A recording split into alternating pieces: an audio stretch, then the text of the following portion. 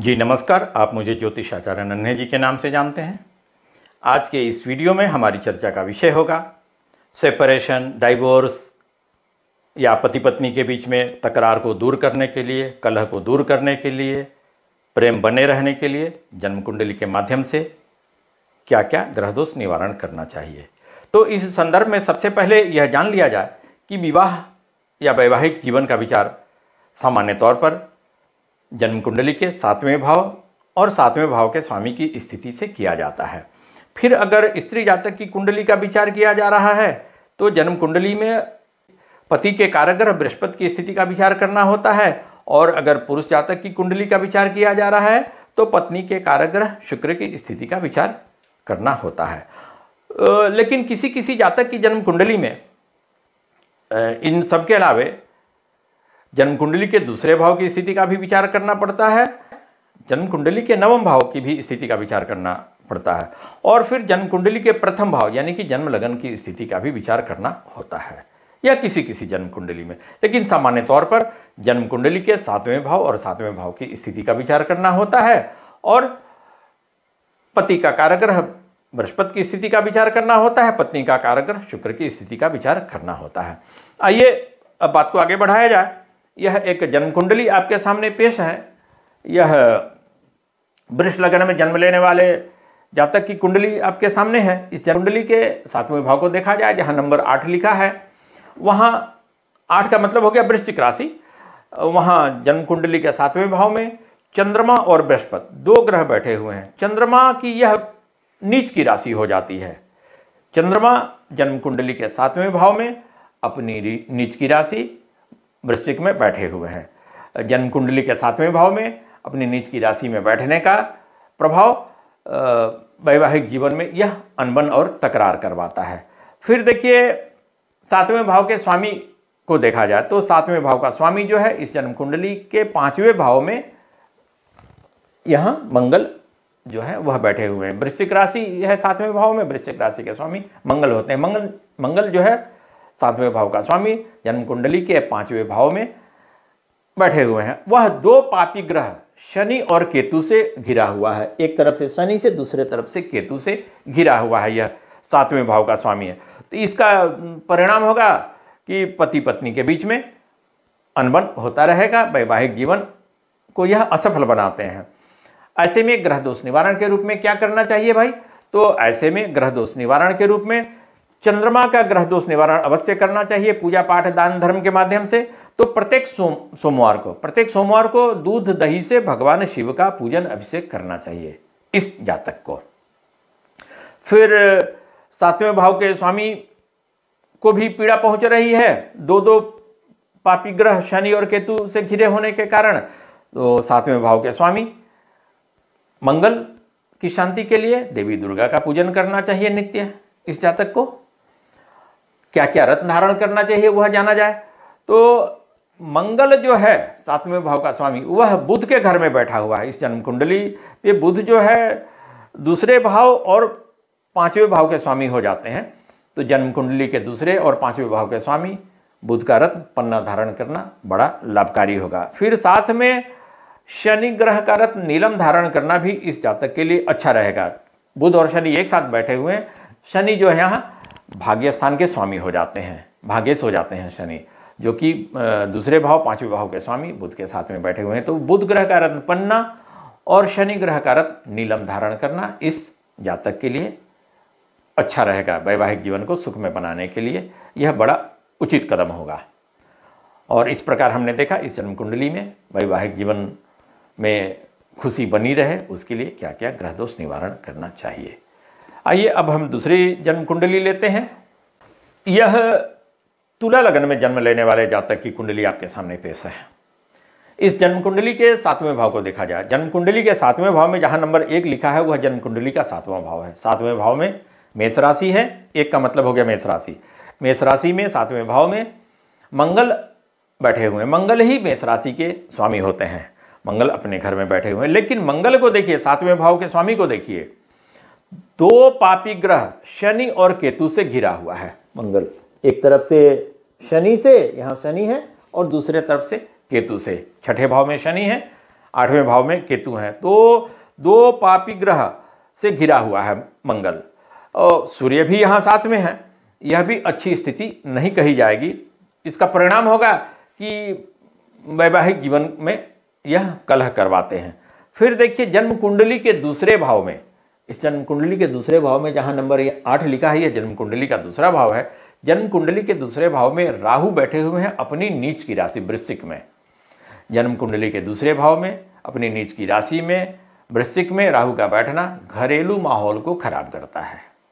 ऐसे में ग्रह दोष निवारण के रूप में भैरव का पूजन और मंत्र जप जरूर करना चाहिए ऐसे जातक को। फिर मंगल यहाँ जो है तुला लगन वालों के लिए मारक ग्रह भी होते हैं, वह पीड़ित भी हैं शनि और केतु से घिरे होने के कारण। तो मंगल की शांति के लिए देवी दुर्गा का पूजन भी जरूर करना चाहिए ऐसे जातक को। और इस जन्म कुंडली में देखिए भाग्य स्थान के स्वामी बुध है, जो कि जन्म कुंडली 9वां भाव है। यह भाग्य स्थान जहाँ नंबर 3 लिखा मिथुन राशि, मिथुन राशि के स्वामी बुध होते हैं। बुध जन्म कुंडली के 6ठे भाव में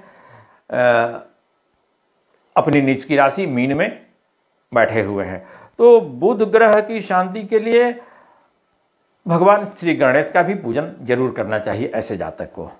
और सौभाग्य बढ़ाने के लिए, यह स्त्री जातक की कुंडली है, तो सौभाग्य बढ़ाने के लिए बुध ग्रह का रत्न, 9वें भाव के स्वामी का रत्न पन्ना भी जरूर धारण करना चाहिए। इस स्त्री जातक के द्वारा धारण किया जाना चाहिए। और इस प्रकार हमने देखा इस जन्म कुंडली में वैवाहिक जीवन को सुखमय बनाने के लिए क्या क्या ग्रह दोष निवारण करना चाहिए। आइए अब दूसरी जन्म कुंडली लिया जाए।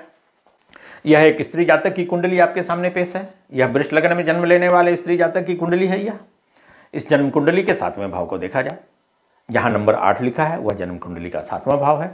7वें भाव में शुक्र बैठे हुए हैं, जो कि जन्म लगन के स्वामी हैं। वृष लग्न के स्वामी शुक्र होते हैं। शुक्र बैठे हुए हैं 7वें भाव में। देखिए जन्म कुंडली का 7वां भाव और 7वें भाव स्थित शुक्र दोनों तरफ से, एक तरफ से शनि से, दूसरे तरफ से मंगल राहु से घिरा हुआ है, पापी ग्रहों से घिरा हुआ है। जन्म कुंडली का 7वां भाव।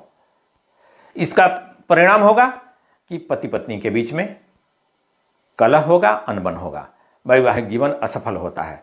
फिर देखिए 7वें भाव के स्वामी को देखा जाए। 7वें भाव का स्वामी जो है इस जन्म कुंडली में जहां नंबर 8 लिखा है वह जन्म कुंडली का 7वां भाव है, वृश्चिक राशि है। वृश्चिक राशि के स्वामी मंगल होते हैं। वह 7वें भाव के स्वामी मंगल जन्म कुंडली के 8वें भाव में राहु के साथ में बैठे हुए हैं। यह जो है वैधव्य योग बनाता है।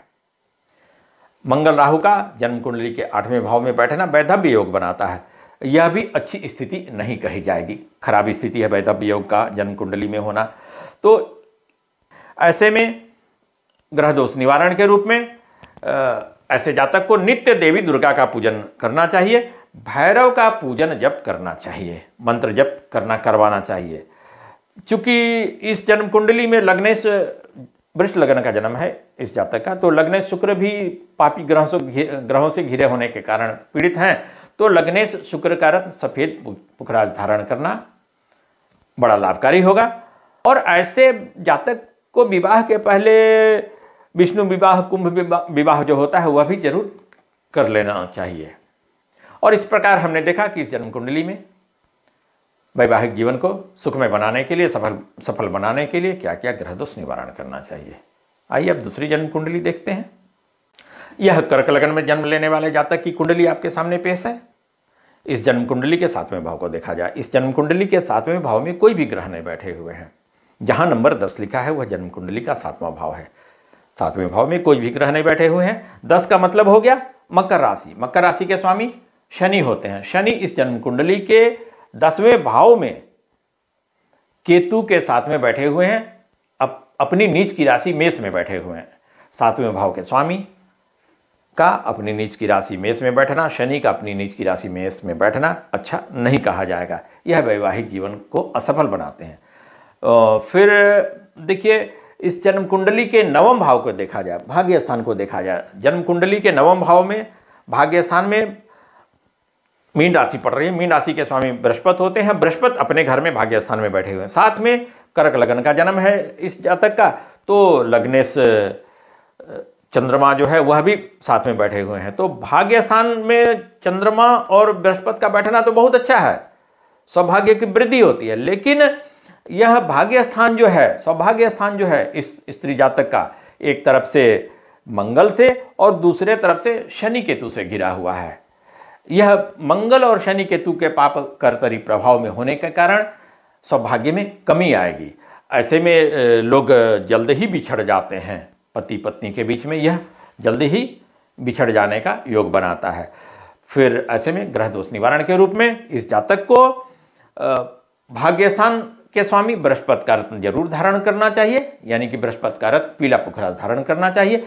फिर साथ में चंद्रमा बैठे हुए हैं लग्नेश चंद्रमा का रत्न मोती भी जरूर धारण करना चाहिए। फिर शनि केतु और मंगल भाग्यस्थान को पीड़ा पहुंचाने वाले ग्रह हैं, तो शनि ग्रह की शांति के लिए यहाँ, केतु की शांति के लिए यहाँ रुद्र अष्टाध्यायी के मंत्रों से भगवान शिव का पूजन अभिषेक जरूर करना चाहिए, ऐसे जातक को करवाना चाहिए। और विवाह के पूर्व, चूंकि मंगल यहाँ 8वें भाव में बैठे हुए हैं, यह मांगलिक भी बना देते हैं आपको। आप योग कारक ग्रह मंगल हैं जो कि 8वें भाव में चले गए हैं। योग कारक ग्रह कर्क लगन वालों के लिए मंगल योग कारक ग्रह होते हैं, वह 8वें भाव में चले गए हैं, यह भी एक दोष लगता है। तो ऐसे में आपको विवाह के पूर्व विष्णु विवाह, कुंभ विवाह भी जरूर कर लेना चाहिए।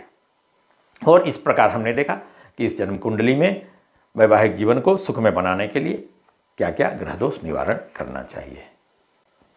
अगर हमारा यह वीडियो आपको अच्छा लगे तो हमारे चैनल को जरूर सब्सक्राइब कीजिए, हमारे चैनल का सदस्य जरूर बनिए। इस वीडियो में इतना ही, फिर हम दूसरे वीडियो में मिलेंगे। तब तक के लिए विदा लेते हैं, धन्यवाद।